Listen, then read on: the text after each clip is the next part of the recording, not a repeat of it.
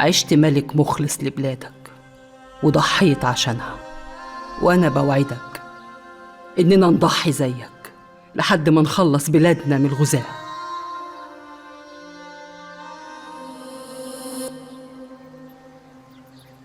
نهاية حزينة للملك سخنان رع. في كل عصر في ناس بتقدم روحها علشان بلدها. المهم دلوقتي يا جماعة أنا عرفت حسني فين. يا سلام، وسايبنا كل ده يا سينو؟ ما تقول. للأسف حسني في السجن بعد ما الحراس قبضوا عليه، بيواجه تهمة خطيرة. تهمة خطيرة؟ عمل ايه؟ مسكوه هو بيسرق مقبرة ملكية، ودي تهمة مفيش ملك على مر الأسرات والعصور بيتهاون فيها، كله إلا لصوص المقابر.